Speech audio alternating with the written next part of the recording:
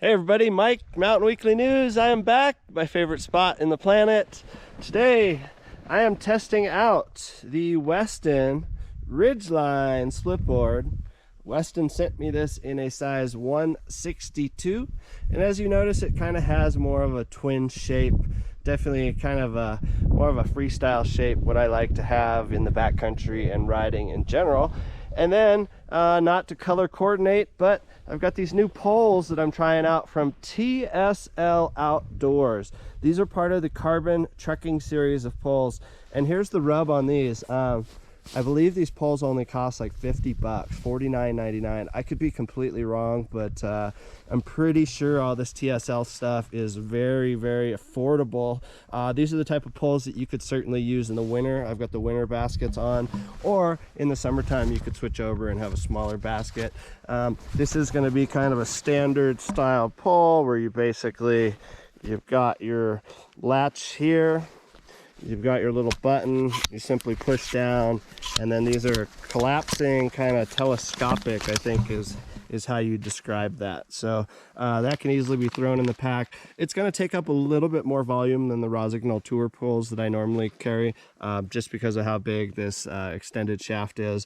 But I really like that it does have that foam all the way to the top, and then I put my hands, you know, over the top when I tour, like so. So this is perfect. I don't really like to have the big, I don't think I've ever really done this as of late. So yeah, excited. Once again, I'm out on the vertical bindings from Nitro. These are the Nitro Spark vertical bindings. And yeah, it should be a really good day. I'm really excited. It was a great snowmobile ride in, and yeah, we'll see how it is.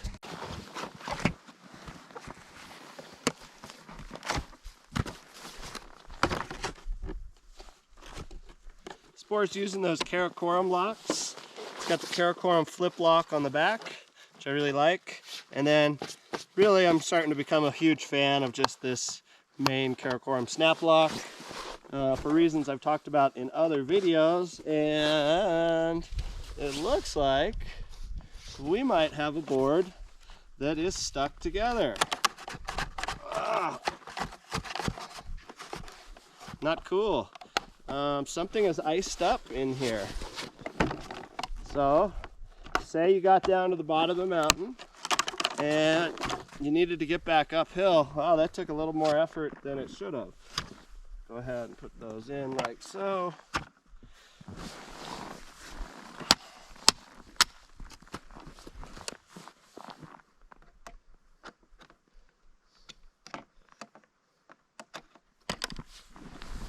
And line that up, put it in like so.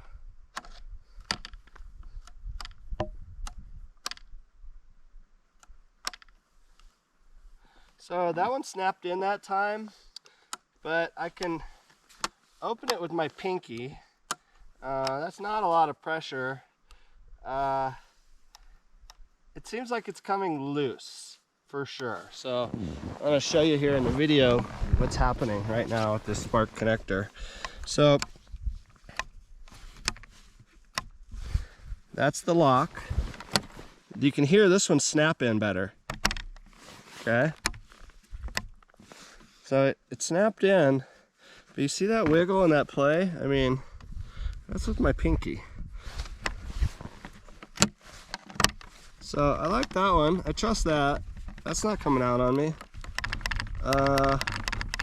There's a good chance that's going to come out on me. So I'm going to really pay attention to that today when I'm up touring and spark. You guys are going to need to hopefully send me a new something. Well, actually, these vertical bindings, I couldn't get these from Spark or from Nitro. I had to buy them from Europe. I think it was from Blue Tomato or one of those sites, and have them sent out. So the first round I actually broke one of the heel cups, or one of the base plates, I'm sorry.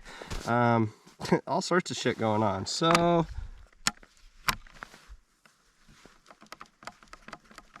yeah, I don't know. So the other day in my quick hits video, I kind of showed that finally Weston teamed up with a skin manufacturer. They teamed up with Pomoka, And what I really like about these Pomoka skins is they've got this little hook that goes into the bottom of the board and comes out through the top sheet. Then the skins go on. Couple things. Weston, for some reason, sent me the skins for this board, or so I thought, and they were not cut to the correct width. So I'm gonna still run it. This is the second day I've run it like this. I'm putting the skin track in, or I'm following my existing skin track, and it's all powder. But if this was an icy day, I would be completely fucked because it's got this extra skin hanging off the side.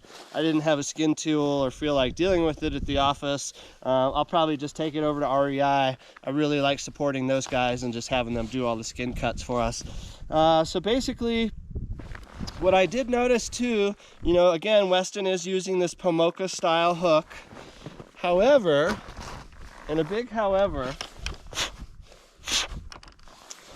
I think that, and I'm going to ask Weston about this, it looks like they actually just drilled that hole in there after the board was already manufactured.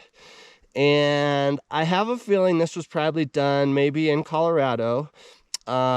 It doesn't look like there's any metal or anything inside. And so at this point, I see exposed wood and core. Maybe I'm wrong, but that's probably something they're gonna wanna fix. So it's cool that they've got skins for the first year, but it definitely, you know, it's weird. I mean, the skins are even branded.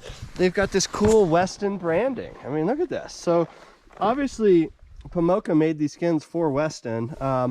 I think it was just maybe after GP87 had already made the boards for Weston that decision came. So a couple of weeks back, I made a what's inside of my backpack video, and I showed everything that I carry in my avalanche kit. But a couple people pointed out that I did not have water or snacks, including my mother yesterday. So Camelback full of water, some mango, and some carrots.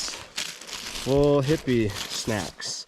The one thing I noticed in the winter though, and this is one of the reasons that I would really like to see better insulated water Camelback stuff, is I don't drink nearly enough water in the wintertime. For what I'm about to do, I'm probably going to be up and down the mountains for about 3 to 4 hours today, and I'll have to make a conservative effort to stop and drink water.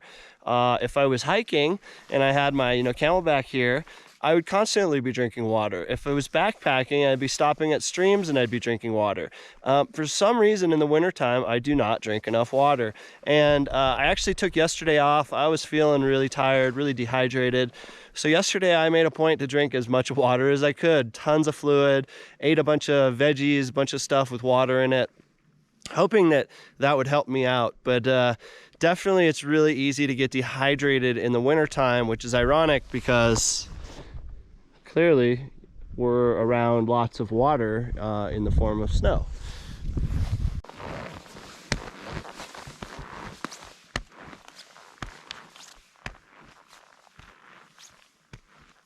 Okay, well, the sun came out.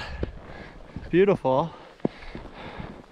But that means that I now have another danger to watch out for today.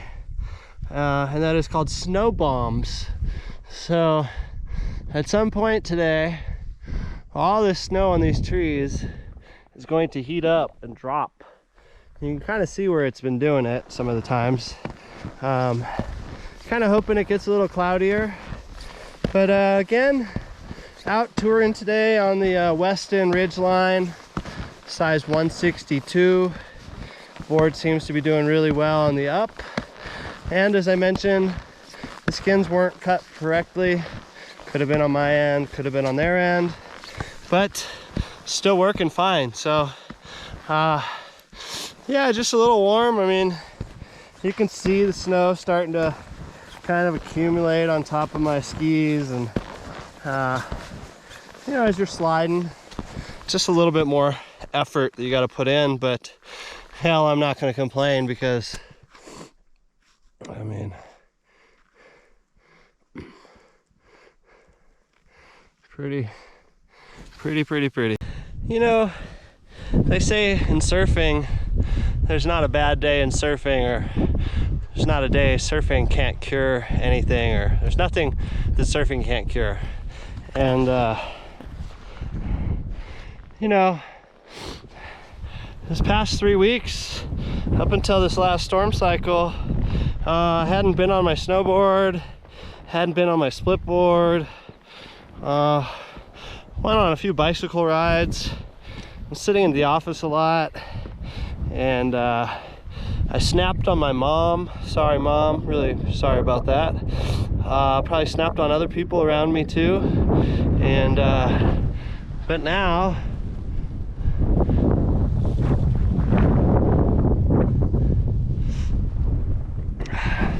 I'm back in the mountains and everything's good. It's like nature's medicine, I think is what you call this. One of the benefits with splitboarding is you get to go uphill, and you know what the snow conditions are going to be like the entire way down. So as I'm down here, it's deep, we've got a lot of snow, and you can tell there's a lot of moisture in the snow, a lot of moisture content there. I mean, that's a snowball that would hurt if you threw at somebody. So as I'm riding down through this stuff, I'm going to keep that in mind and kind of slow it down a little bit as I get into this heavier snow, because it wouldn't take much just to take a quick head over heels hooker. And then I would guess as I go up, the snow is going to be a little lighter. Probably some wind effect at the top, just based on all that wind that's coming in as I've been touring up. And yeah, you know, it's probably heated up the snowpack, or at least the outside temperature, 10 to 15 degrees in the past 3 to 4 days.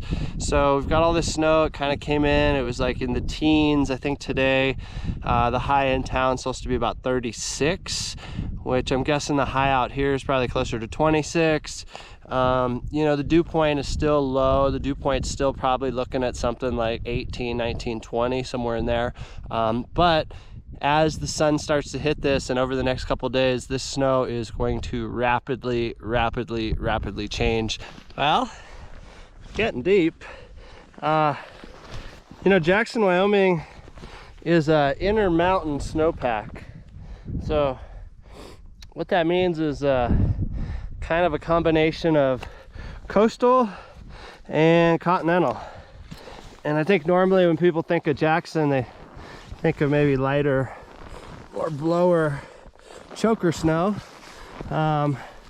This is definitely more Pacific Northwest style today. Really reminds me of interior British Columbia or Mount Baker touring. Hero snow. It's going to stick to things really nicely. You're going to really stay on top of it. It's going to be fast. Skiers don't like it as much because sometimes it's punchy, but if you know how to ride, fuck, this shit rips.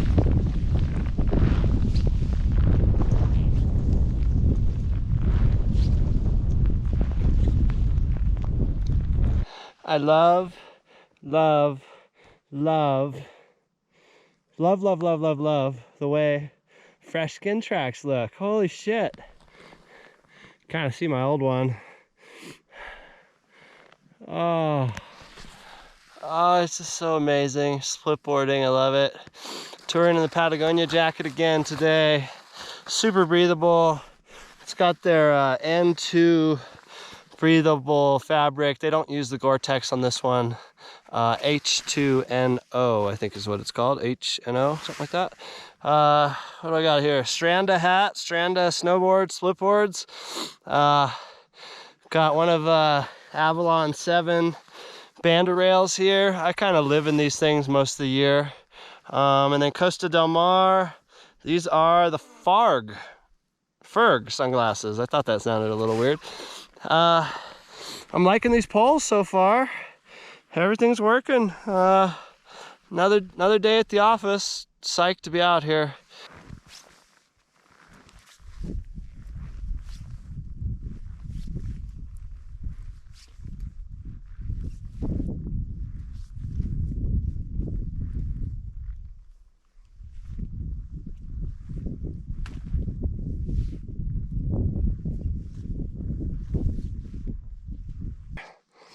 skin track etiquette tips. So if you notice this skin track, it's kind of falling off this way. And as I talked about, your lower foot is always going to kind of weight down a little harder. So what I want to do here is I'm going to make an effort to come a little higher with this front foot. Instead of kind of staying in the existing skin track, I'm going to do that, but I'm even going to bring this lower foot up and over, and see how that just did that. And so now what's going to happen is we're really going to start to cut down on all of that sideways kind of side hilling that was going on. You can see my skin track from earlier. So, you know, again, I love coming to this area, and I'm always being mindful of like, okay, what's the skin track going to look like as I'm coming up? Or as I've talked about many times before, what if my mom was on the skin track? What's going to make it easier? Would I want her being, you know, new to skiing or splitboarding, or, you know, she's skied obviously. Would I want her having that weight going down the hill, or would I want it easier? And then if you needed to, what's going to be easier, to lean into the side of the hill this way or to lean in down that way? I want to lean into the side of the hill, kind of like I'm doing right now, just with my poles. You'll hear me talking about poles a lot with this foam that goes down the cork. Pretty deep right here. And instead of using this, I find it's really nice to be able to grab on to this rubber grip that goes down the length of the pole. I'd actually almost wish it came down a little bit farther. I don't know if that's really possible, but yeah, it just gives you, you know, again, normally I'm touring here, maybe sometimes like this, but then when you're needing to get up the mountain, you know, I grip down on that thing, and it's a rubber pole, way better to grip on, or a rubber foam. Okay, I'm about, I don't know, 3/4 of the way up the mountain. As you can tell, snow has changed a little bit lighter. Still can make a snowball, but you know, that's not the snowball that's gonna hurt if I throw it at you. It's breaking apart nice. I really like this run at the end of the day. Pretty mellow, pretty fun. I think I'll have to ski that. I keep saying I'm gonna put 2 laps in. I brought some snacks and I brought some water today, so I'd really like to do that. I feel like I have a really good pace going at the moment. I got my second, I kind of got my stride about an hour and a half in. It was hot down in the bottom. Just seems, I don't know what it is. Somehow when I get to this top last pitch, maybe it's like I feel like I'm there, but I think it would definitely be worth putting a second set in. So one easy way in the backcountry to sit down on the snow with your splitboard is simply take your high back, put it forward, and bam. Oh, look at that, my tail clip was up. And like so. Now I got a little seat, keep me off the snow for the most part. And I'm gonna sit down and I'm gonna take a breather. Not a bad view. And I brought some water today. So I brought water and snacks. So I'm gonna drink some water. Not the raddest clips that you've ever seen, but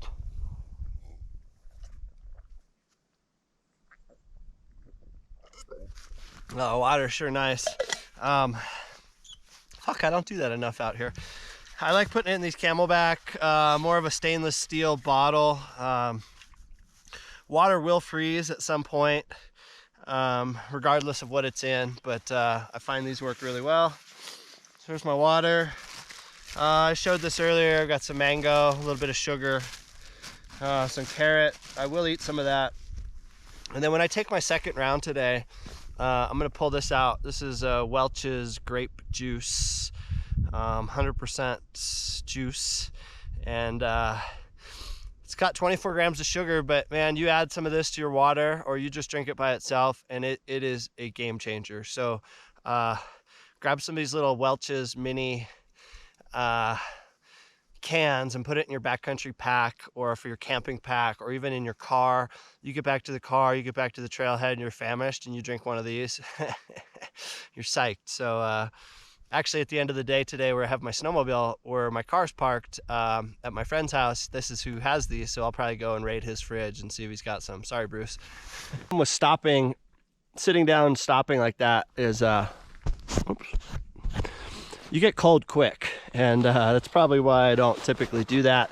Normally, if I do stop for getting some water or a snack, and I learned this from Jake Urban. I talked about Jake yesterday, Jackson Hole Outdoor Leadership Institute, a sip and a crumb.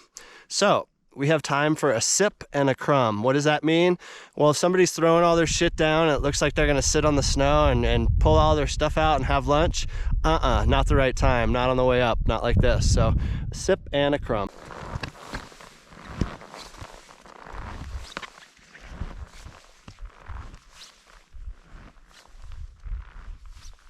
So I forgot everything. I brought everything today except my sunscreen. So when you're in a pinch, your chapstick will work. Just take it and just rub it on your face. It's basically the same stuff. I know my nose is getting red. I could see it in the camera, and when I put my buff on, for some reason I don't put it up over my nose.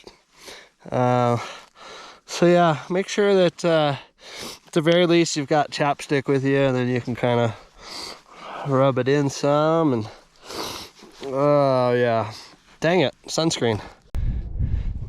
I've talked about this before, so I just got up to the top. I'm gonna head out that direction. I can obviously see it's a little wind loaded, but so far the snow has felt pretty stable on the way up. So what I like to do is I like to find these little micro terrain features and kind of step on them and just see what's happening. I'm not really worried if this pulls out this little top bit. I probably wouldn't do this over there where it's a little steeper, but pretty low consequence right here if I was to get some of the snow to move. And I've kind of been walking my way farther out toward the edge of this, but really what I'm doing, I'm trying to get that break. So I got a little bit of a break here. Doesn't, kind of came down through here.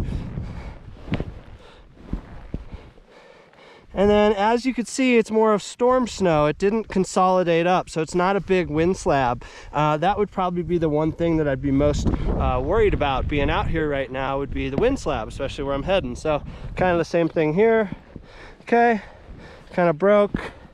And that one's got a little bit more thickness to it, but still not consolidated into big blocks of snow, which is great.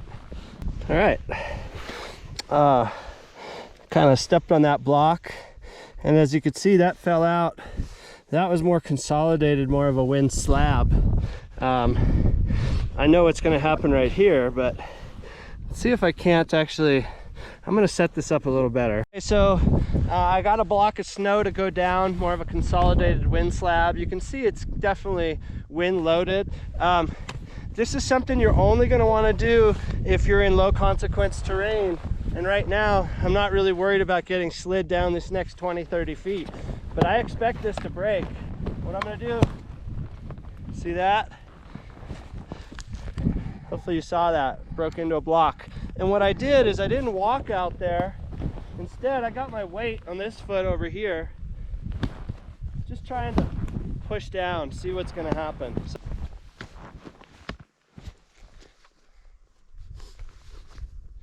I like to be quick when I get up top. Try and be efficient. I made a point to come back a little bit off the edge right here where I was going to drop. I come up here a lot, so I'm pretty confident of where I'm standing on top of at the moment. One of the other things that I did is I kind of,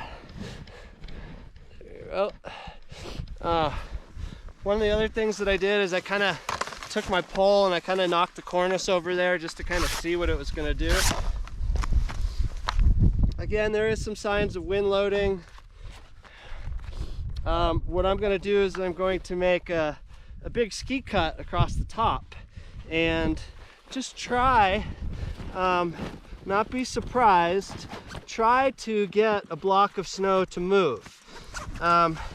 This top part, which is interesting, is where the wind loading is, and then it wouldn't be until more midway down the slope that I'd really be worried about any sort of avalanche stuff. I can tell you that the last couple times I've come up here, it's been so windy and the cornice up here has been built up so big that, you know, I just didn't really feel comfortable dropping in, because at that point, oh, that was my skin fold as well. Hopefully you saw how I did that. What was I saying? Something about the wind. So anyway, spark bindings come off really easy. These are actually the Nitro Vertical bindings. As far as putting the board together, this board, the Ridgeline from Weston, is using those Karakoram clips. It did seem like my board froze together on the inside, and so I think that that might be one of the reasons the board's actually sticking when it gets down to the bottom in ride mode. And as I can see on this one, I got all sorts of snow on there, so I'm gonna just kind of take that and see if I can't get some of that snow off. Definitely, yeah, a lot of snow. I could see that freezing up on me for sure. Go ahead and take the board, put it together. The Karakoram stuff seems to go together easier than some of the others you have to line up and kind of mess with. I talk a lot of shit on Karakoram. I think this is probably the best thing that they make. These ones are probably close second. It mimics the Valet one with a little extra plastic piece. Took 3 hours to get up today. I was definitely dilly-dallying around with the video and yada yada, so I'm a little cold. Snow stuck to the bindings, of course. Buckles on the outside. Real easy to get these on. Simply slide them and push down, and then push that snap ramp into place.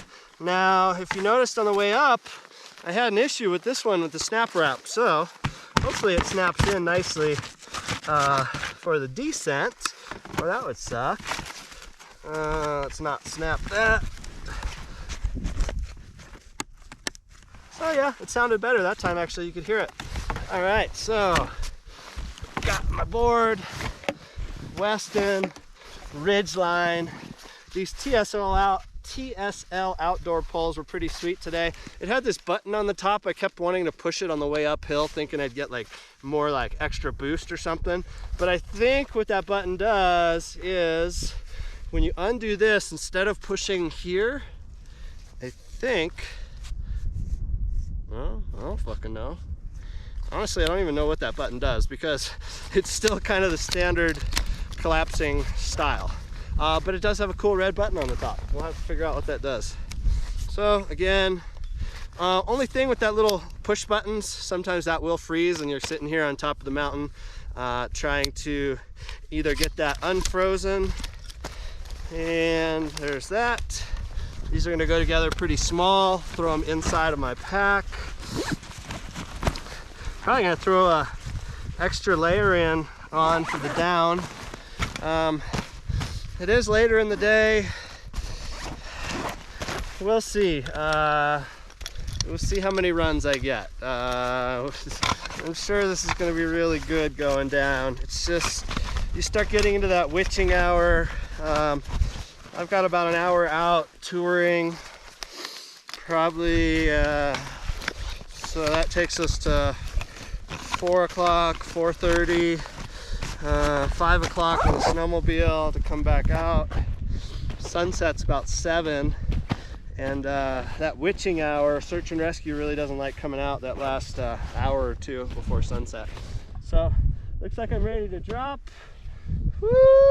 Psyched! This is gonna be a good run. We're gonna ski cut this. We can kind of head over, and if it feels good, we're gonna swing back in hard.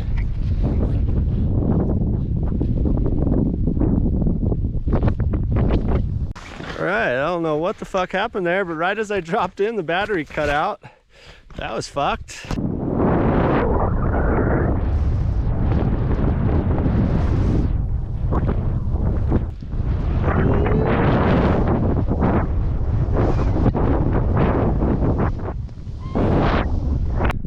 I've come back up for a second lap. I don't know how much of the first lap came out on film because my battery got really cold.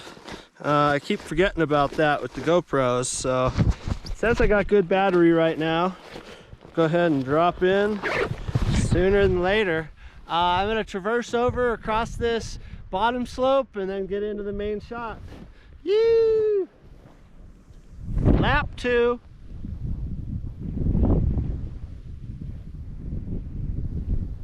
Well, there's my old track.